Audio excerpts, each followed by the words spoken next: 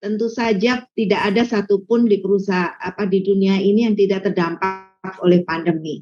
Jadi Prudential pun juga pasti terdampak oleh pandemi selama 2 tahun lebih ini.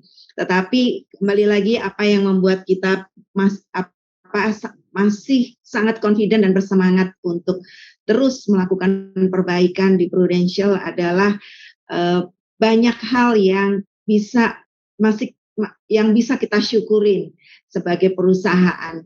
Kita masih yang tertinggi di total premium, masih leading di syariah, masih menjadi agency force yang terbesar, masih menjadi total aset yang terbesar, masih menjadi investment aset yang tertinggi juga, dan brand yang nomor 1 maupun customer satisfaction yang nomor 1. Ini hasil dari evaluasi AAJI di akhir tahun 2021 kemarin. Dan semoga ini kan sebenarnya pesan ya dari customer kita, dari seluruh stakeholders kita, bagaimana mempertahankan ini atau lebih baik lagi meningkatkan kepercayaan yang sudah diberikan kepada Prudential. Kami di Prudential yang kami ingin capai sebagai purpose adalah bagaimana to help people get the most out of life. Bagaimana memastikan semua orang mendapatkan yang terbaik dalam hidupnya. Dan bagaimana seluruh Indonesia ini bisa menjadi lebih sehat dan lebih sejahtera. Ini salah satu aspirasi kami, karena tentu saja dengan adanya pandemi, semuanya mempunyai pelajaran yang sangat berguna, bahwa kesehatan itu penting sekali ya, dan semua yang sudah masih sehat walafiat saat ini adalah orang-orang yang hebat yang bisa passing through all the challenges selama 2 tahun lebih. Kita tidak bisa atau dibatasi mobilisasinya karena kesehatan, karena ingin memproteksi atau mempertahankan kesehatan kita.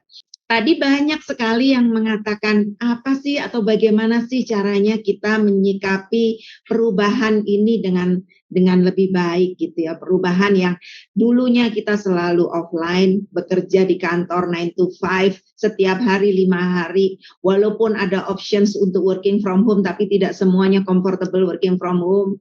Tapi tiba-tiba dengan pandemi semua dipush untuk tidak di kantor, working from home, jualan nggak bisa ketemu sama customer, harus melakukan jualan online, semua pekerjaan dilakukan dengan online. So begitu kita 2022 sudah kembali, alhamdulillah, dan terima kasih kepada pemerintah yang bisa membuat kita recover dengan lebih cepat sehingga kita bisa berinteraksi, kita bisa mobilisasi lagi di tahun 2022 ini. Ternyata tidak mudah ya Bapak Ibu semuanya untuk bring back people to the office gitu ya. Nah, salah satu hal, dan ini banyak tadi pertanyaan, gimana kalau factory, apakah harus full ada working from home dan sebagainya. Di Prudential kita menganut yang namanya hybrid working. That comes flexibility with responsibility. Semua survei konsultan dari manapun mengatakan sekarang nggak zamannya lagi nih semuanya diatur. Flexibility is number 1 gitu ya for the company. Yes, I do agree. Saya setuju sekali flexibility is number 1 dan itu yang diinginkan oleh semua orang. Tidak hanya karyawan, company pun juga menginginkan flexibility. But flexibility with responsibility. Ya, karena kalau flexibility tanpa batas pasti akan susah untuk memastikan bahwa apa yang kita inginkan itu akan tercapai. So flexibility with responsibility is what we are wanting untuk diimplementasikan, untuk diberikan ke pemahaman kepada seluruh karyawan di Prudential, bahwa ini yang penting buat kita, bahwa kita memang kedepannya akan selalu mengutamakan fleksibilitas, tetapi jangan lupa fleksibilitas yang bertanggung jawab, gitu ya. Dan ini dimulai dari exco, dimulai dari manajemen kita yang menjadi role model bagaimana sih implementasi flexibility with responsibility ini. Untuk bisa membuat attractions, membuat orang mempunyai spirit lagi kembali, ini salah satu atau beberapa contoh yang sudah kita lakukan sejak kira-kira pertengahan Maret ya, pada saat kita sudah mulai level 1 gitu ya.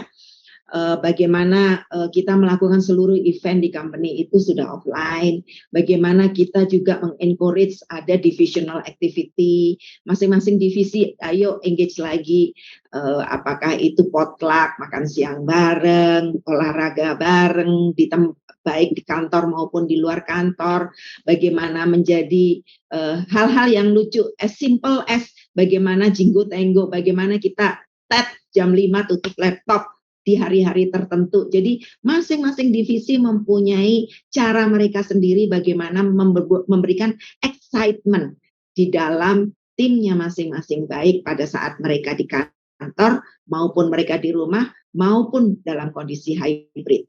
Ini penting buat kita teman-teman, karena kadang banyak sekali pertanyaan, kenapa sih kita mesti kerja di kantor, kan udah 2 tahun kita bisa bekerja di rumah dan sudah bisa memberikan hasil. Yes, we agree bahwa 2.5 years kita sudah belajar deliver pekerjaan di rumah.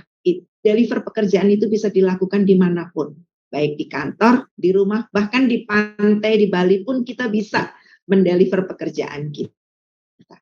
But what is the biggest missing in the past 2.5 years is the engagement, the self-belonging within us.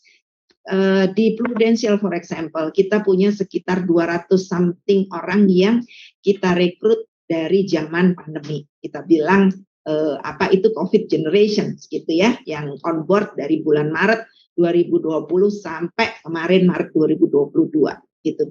It's a COVID generations. Dalam COVID generation, kebayang nggak kalau kita sebagai line manager punya 5 tim tapi kita nggak pernah ketemu, kita nggak tahu kantor kita atau belum visit kantor dan sebagainya. A lot of things itu is missing during those 2.5 years gitu. Yes, job is delivered, but the missing part is apa yang kita ingin kembalikan, which is engagement, untuk meng-create productivity, untuk kita bisa menaikkan lagi spiritnya, untuk kita bisa menjadi lebih produktif. As simple as semua orang ditanya, what brings you back to the office? Kalau saya simple, pada saat makan siang bisa chat, bisa ngobrol hal-hal yang nggak penting, itu buat saya adalah hiburan yang sangat valuable. Mungkin buat orang lain berbeda, tapi kalau buat saya ngobrolin hal-hal yang nggak penting, itu hiburan yang sangat valuable, hal yang kita tidak bisa dapatkan pada saat kita working from home. Dan ini adalah bagaimana leaders kami juga menjadi role model untuk mensupport employee agility. Jadi melakukan dialog, melakukan conversations, baik itu melalui Coffee Connect, baik itu melalui hangout with CEO, baik itu melalui leadership conversations, how to be the leaders that inspire others. Jadi banyak sekali dialog-dialog dan koneksi yang kita ciptakan untuk memastikan karyawan kita tetap terinspire ya, untuk bisa menjadi yang lebih baik dan yang di dalam versinya masing-masing. Nah, kita juga melakukan fun dengan TikTok challenge dan sebagainya sama-sama, baik karyawan maupun dengan leadersnya masing-masing. Dan setiap company event kita lakukan dan kita kita selipkan hal-hal yang berbau fun. Jadi kayak sebentar lagi minggu depan kita punya staff town hall, itu juga ada challenge juga gitu, challenge dan sebagainya. Itu benar-benar untuk menginjek energi di dalam company gitu, karena that was the missing part during the past 2.5 years. Hal yang seperti itu tadi tidak bisa kita lakukan kalau hanya HR yang mendeliver atau hanya HR yang mendorong. Kita punya yang namanya people champions, ada sekitar 40 orang people champion di company ini, representatif dari masing-masing divisi yang setiap 2 minggu sekali berpikir gimana ya caranya untuk bringing the excitement in the organizations. Jadi buat teman-teman di sini, kalau profesinya HR, you need to think about, bagaimana kita memanjangkan tangan kita untuk bisa memastikan apa yang ingin kita lakukan dan kita kerjakan itu bisa dilakukan di seluruh company. Yaitu saya terima kasih sekali kontribusi dari People Champion kami yang memberikan suara dan memberikan representasi dari voice of the employees. Nah, next, kita juga mesti memastikan bahwa seluruh karyawan itu ready for the future skills. Kita tahu dunia berubah nih dengan adanya pandemi. Jadi tidak hanya membuat mereka comfortable with the work, tetapi kita juga mesti memastikan mereka juga punya capability yang berbeda, capability yang di-upgrade, upskill, dan kadang-kadang harus di-reskill dari kemampuan-kemampuan yang mereka punyai mungkin before pandemi gitu ya. What we call is future ready skills. Jadi kita punya series of future ready skills yang kita intensifkan di tahun ini, dan kita memberikan kebebasan kepada seluruh karyawan untuk belajar. Ada seminarnya, ada jam-jam tertentu yang kita lock buat mereka untuk belajar. Kita engage dengan Luma, kita engage dengan kita engage dengan Luma, dan kita engage dengan beberapa online learning untuk bisa memberikan mereka kemampuan untuk belajar tentang future ready skill. Kita sudah tandai nih, ini modul-modul yang recommended buat karyawan untuk bisa belajar. Jadi bisa belajar sendiri, bisa belajar bareng-bareng, dan bisa juga belajar dengan diskusi dengan orang-orang yang sudah melakukan pembelajaran itu lebih dulu. Di bulan Februari lalu kita melakukan learning festival atau learning fest. Ini juga memberikan spirit injection lagi kepada organizations gitu, bahwa belajar itu harus terus dilakukan, harus terus supaya membuat kita sebagai individu adalah relevan for the company, relevan for the dynamic of the market juga gitu. Jadi kita pun mengundang speaker dari luar untuk bisa menginjeksi kita dengan view dari market juga. Kita juga mengimplementasikan apa yang namanya gig ekonomi atau gig workforce ya, untuk internal gig workforce. Jadi ada platform di online kita yang bisa diposting apabila kita membutuhkan resource baik dari dalam sendiri maupun dari luar. Jadi misalnya saya post untuk HR, tetapi yang join di situ belum tentu orang HR, bisa orang sales, dan ada projectnya mau 2 bulan, 3 bulan, 6 bulan dan sebagainya. So that's the opportunity for everybody who wants to learn HR, even though not coming from the HR.